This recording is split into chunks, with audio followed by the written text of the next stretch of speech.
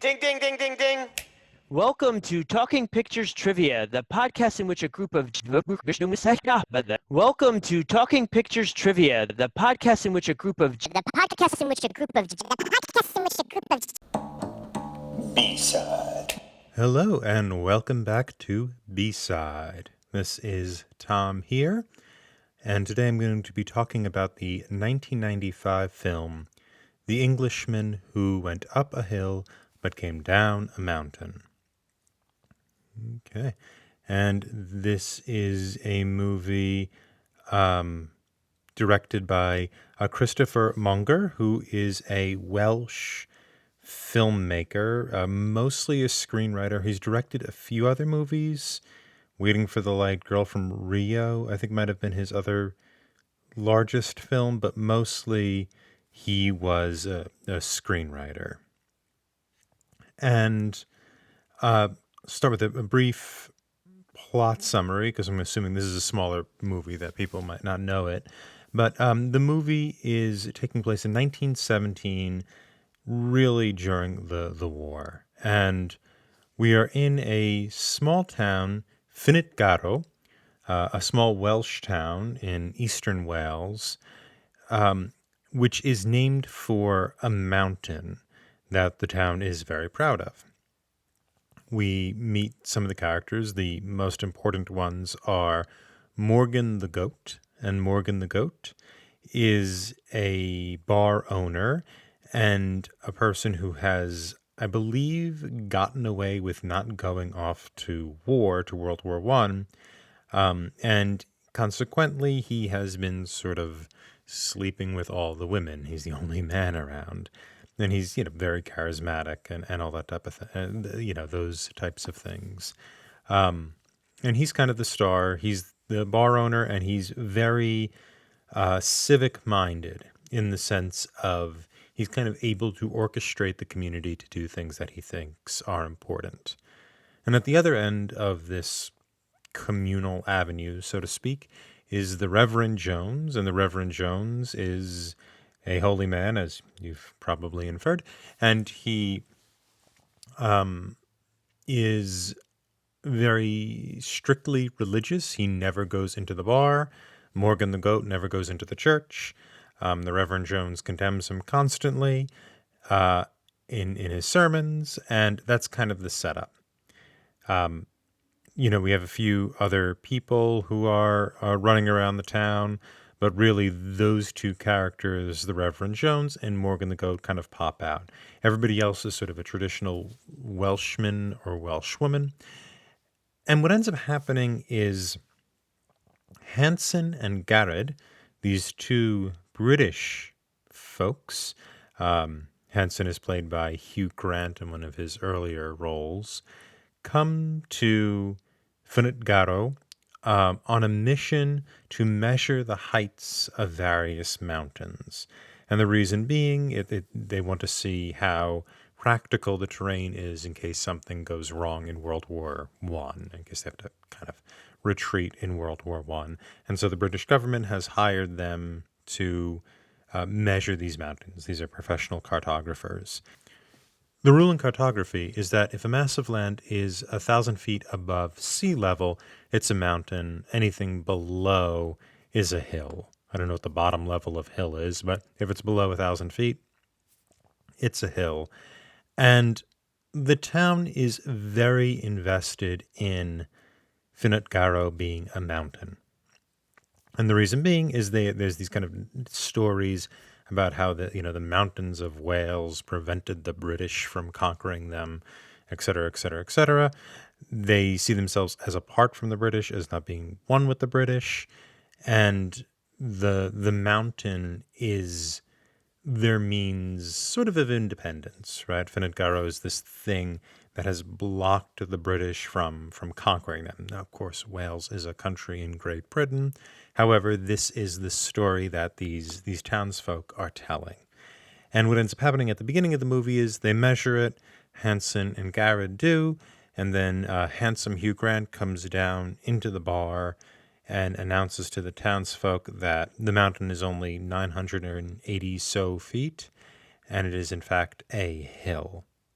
this sparks indignation among the townsfolk, who are furious that their mountain has been turned into a hill by these empirical British people. And Hugh Grant is very charming, but the head cartographer, Mr. Garrett, is quite dismissive of the Welsh. He sees them as natives, he refers to them, and spends most of the time in the town dismissing them and getting drunk. And so the townsfolk organize and they decide to ruin the car of Hugh Grant and Mr. Garrett so that they're trapped in Finnet Garrow until the townsfolk can carry enough dirt to build a mound so that they have a mountain, right? So they want to carry, something a little less than 20 feet worths of dirt to make this mountain higher. And so that's the plot. Of course, not to spoil anything, but they succeed, and Hugh Grant becomes the hero because he measures it at the last possible minute, at the same time getting engaged to one of the women in the town. So this is, and he decides that he's going to really love Finnet Garrow and that he would be happy to live here. So it ends up becoming, it ends up all working out. And so now I want to go a little bit into my reflections here because this movie really touched me. I liked it a lot, probably even more than its quality, and that's okay. But these are some of my thoughts on the film. So I would say that this is a movie about tradition, and that's a pretty obvious statement to make if you see it. But it's more clear that it's about tradition because it's taking place during the arrival of modernity. We have these British people with their empirical instruments coming to measure these mountains for the sake of the Great War, which is a war that starts with the French corporals on the field are wearing white gloves and riding horses and things like that. And by the end, they're firing cannons that are so powerful you have to stand 100 yards away from them and keep your mouth open so they don't blow your eardrums out. The war ends up becoming a truly modern war in the tactics and in the machinery that are brought to bear. And since this movie takes place in 1917, modernity has occurred, right? The war has become a modern war. It's not 1914 anymore, even though 1914 was quite brutal as well. We know what we're in at this point. And a lot of people, even a lot of people in this town, it's a fictional town, but in this fictional town have died. And we have people coming who are going to measure things. And that's another aspect of the modern, right? Is empiricism. Not necessarily rationalism, which, is a big part of the religious tradition of the Middle Ages. But empiricism, this sort of objective gathering of data, really is an Enlightenment era construction, right? And that we're going to gather data disinterestedly, as the cartographers say to one another when they're doing their measurements. And what this movie reveals is that disinterestedness is probably not even possible, because disinterestedness requires the illusion that someone is stepping away from context. And the measurements being made, the way that Finnet Garrow is being measured, is being made within a context. Being made within the context of we need to do something for Great Britain because we have this war on. And the measurements are being made in the context of we're a town that tells a story of the town, right? The town is a self-narrating community. And part of that narration is that we stood against the British behind our mountain. We are a mountain town. We are not a hill town. Hill town doesn't have the same ring. And, even very early on, Morgan the Goat who is Morgan the Goat and the Reverend Jones. It's actually a really lovely pairing. Even though they don't like each other, they are the two sparks that make the mountain happen in the movie. They're both the organizing forces that are able to rally the community to work as a unit to build this mountain. And they eventually come to an understanding, Jones and Morgan. But even when they're antagonistic to one another, they are both focused on the goal. Neither of them is the bad guy. They're simply two members of the community who play different roles in the community, but are still both very civically minded and invested in, I would say, the virtues of the community, which in part is spawned from the narrative that this community of Finetgaro says. And so we see, just stepping back from all of that and thinking of the idea of community itself. What is that? And so the idea of community really is rooted in a collection of practices, the way names are used, the practices of the community, the allegiance to the idea of the mountain. World War I and the measurements it requires clearly set a standard shaped by modernity, as I've said before. It's a war that was equipped with guns and mustard gas. It killed tens of millions of people, and people who didn't die in war died of influenza. And it is the travesty that makes the modern world, and even modernism, the artistic movement, especially a literary artistic movement that comes after the war, is always looking back on the war as kind of the source of the end, right? So the moderns are always looking back. The Wasteland by T.S. Eliot really is about Europe after the war. Okay? And so this community is standing up to modernity and taking pride in that which it is, which is this traditional, old-timey, if you want to say that, but changing but still bound to the past. That's what this community is. And the mountain stands in for the tradition of the place. Wales is what was. England, to the east, who's coming in to draft their boys and measure their mountains, England is what is. Science is dispassionate. What a phrase. Of course, when the cartographers say science is dispassionate, they offer no justification for why dispassion, a lack of passion, empirical tic-tac-toe, should supersede the emotive concern of the citizens, whose investment seems right on the money considering the size of the community. Investing in the narrative of the mountain, in the narrative of the community, helps bring pride into that community and helps it function somewhat coherently, right? And out of that functioning comes the virtues and the means and ways in which you behave. There's a variety, there's a spectrum of acceptable behavior. Jones and Morgan the Goat, they might not have exactly the same virtues. Morgan is not a church-attending man. He's perfectly happy sleeping with a bunch of women.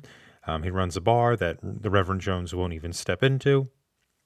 However, their virtues too come out of the narrative making of the community, the practice, if you will, of the community. And what we see is the system of virtue is destroyed by measurement, by the coming of science, by this idea of dispassion, that we can separate out the emotive concerns of people from that which is. And the cartographers are not saying, because we have the facts of the matter, we can say what ought to be, right? They're not presuming to bridge the Humean is-ought distinction. They're not saying what should be. They're just saying what is.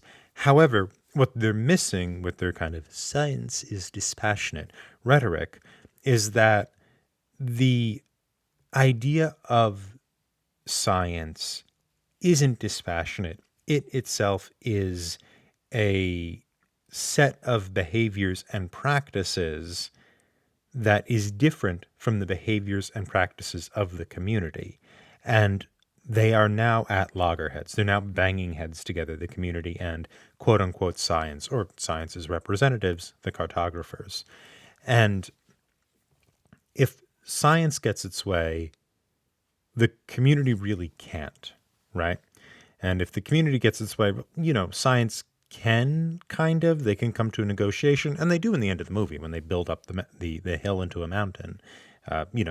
Hugh Grant's character measures it using the same tools that he did before. So eventually, the discourse of science is satisfied in the end of the picture.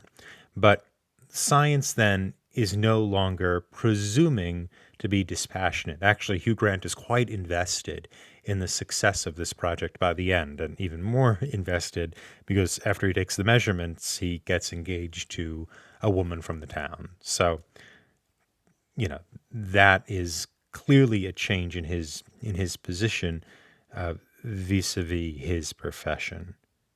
Okay. Community for the town of Finnitgaro, this small Welsh community. It's proud of the mountain, and it does have conflicts within it, right? The community is not monolithic, right? There are individuals in the community. However, the individuals come out of the community. They don't predate the community. The community doesn't come out of the individuals. The individuals, at least in part, come out of the community. And so there's still going to be conflict. The church doesn't like the bar, and the bar doesn't like the church. But mostly everything works. And we have to ask, what does that mean? What does it mean for everything to work? Community here means something pre-modern. It refers to a collection of practices and traditions that, in themselves, arise as virtues among the participants. From the needs and practices of this community, we see a tradition arise that works, quote unquote. In other words, people are able to live their lives and agree on what is valued and what isn't valued within a range, right? Again, church, bar, church. The way to think about this is through this idea of narrative that I've said already a few times. And I'm going to quote here from Alistair MacIntyre, and he is a political philosopher, really an ethicist who's kind of dabbling in I wouldn't call it dabbling. He's an ethicist who moved into political philosophy, and he wrote a very influential book in the early 1980s called After Virtue that discusses some of these ideas. It's really from this book that I'm kind of drawing some of these conclusions, or at least I'm being helped along to these conclusions by MacIntyre's work. And I want to quote from that book now. Quote, Sophocles portrayed human life in dramatic narrative because he took it that human life already had the form of a dramatic narrative. ...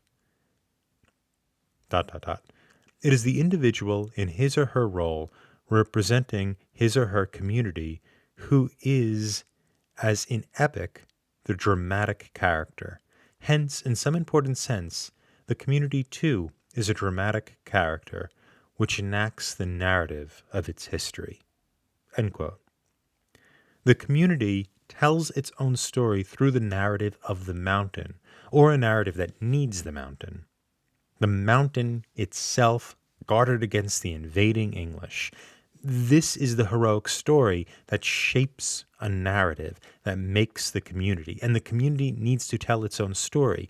And if you come in and interrupt that story, even in a very, what we might think of as minute way, it's the hill guarded against the English instead of the mountain, it's still the modern world demanding by what are fairly arbitrary standards. I mean, what is 1,000 feet, right?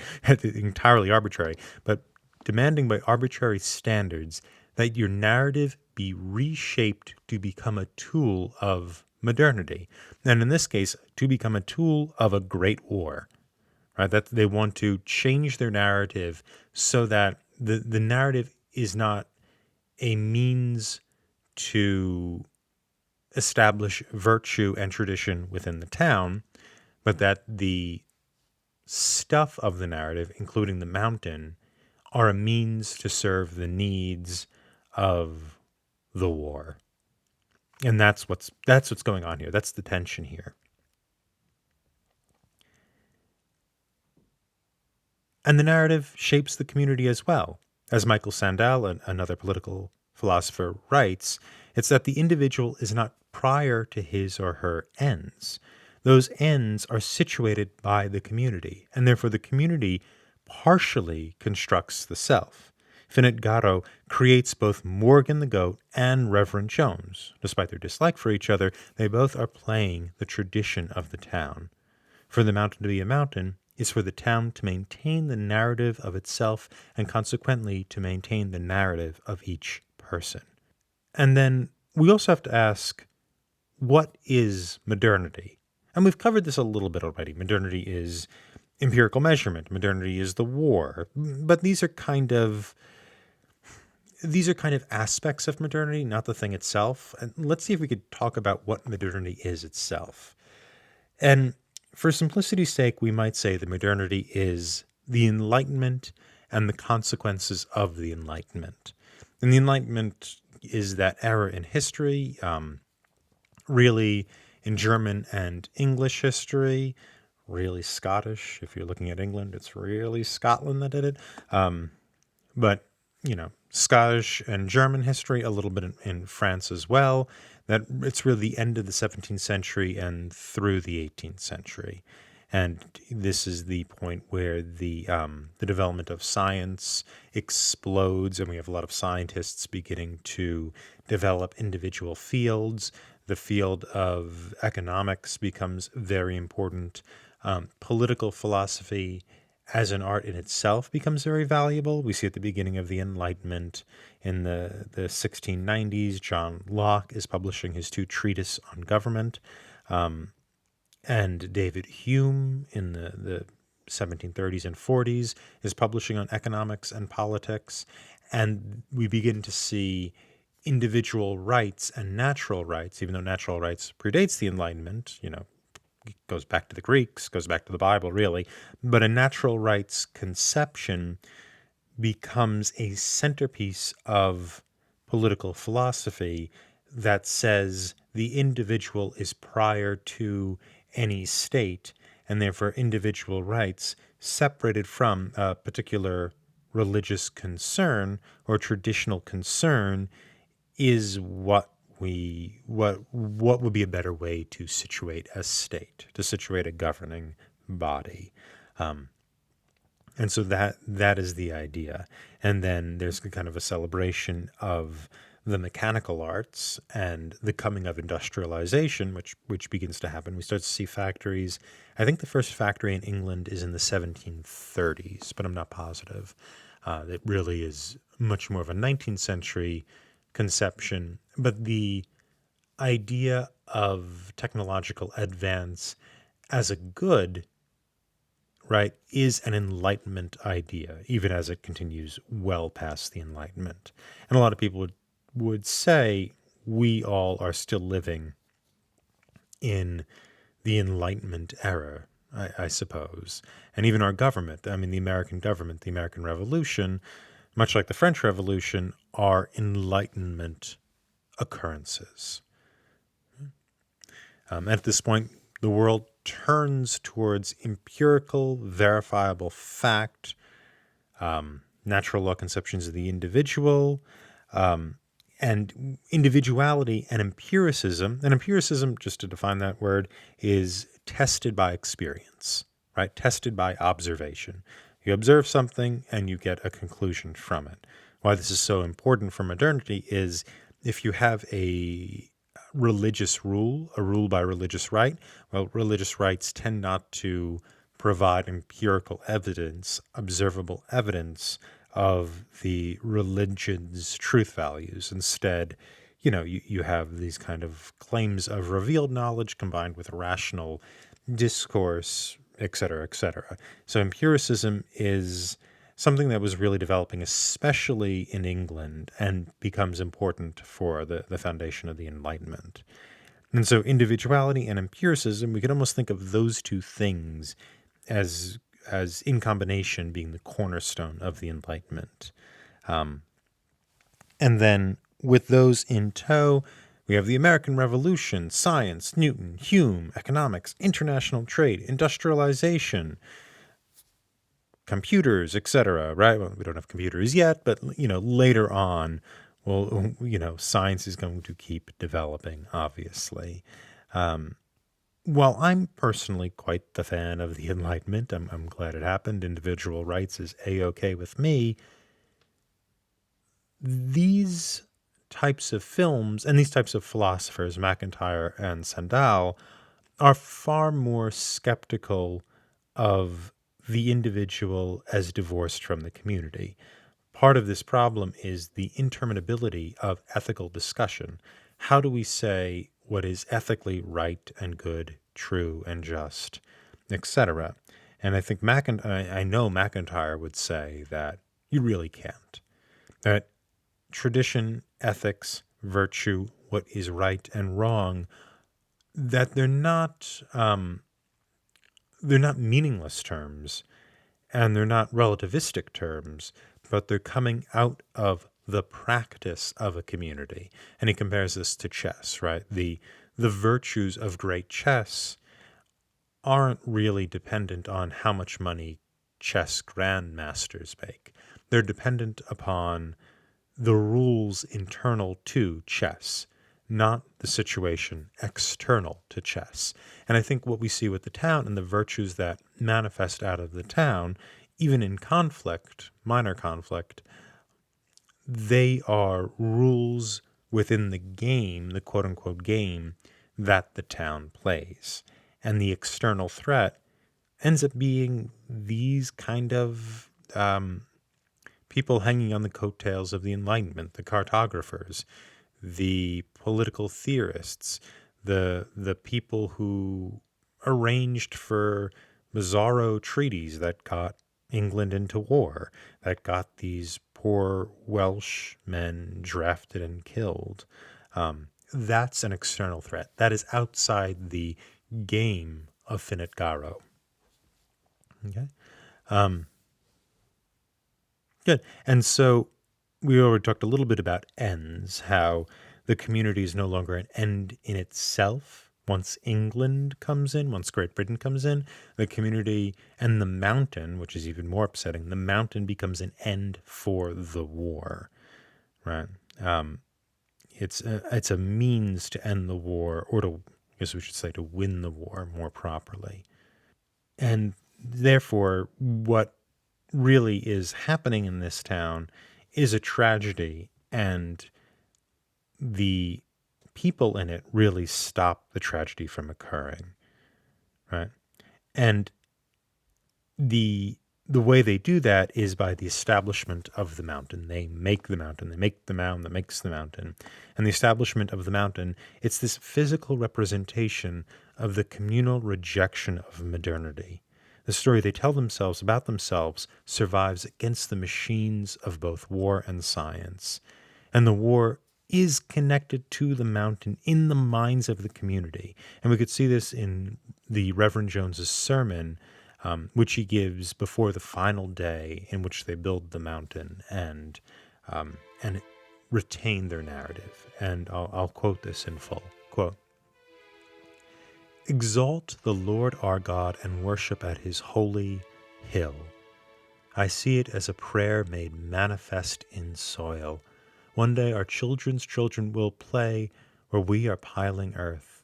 Elderly people will be able to see it from far away and will be reminded of their youth. And therefore, even though it is a Sunday, but a special one because it is Sunday, you will see me immediately after this service climbing Finit Garo with God's soil in my hand, and I will build that mound and dedicate it to God.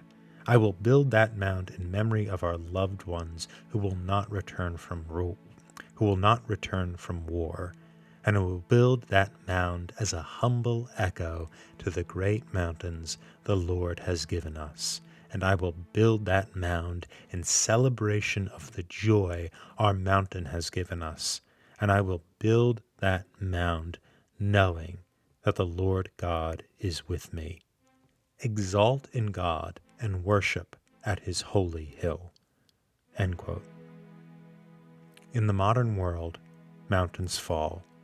It is pre-modern man that must build them up again. This has been Tom with B-Side. Thank you very much.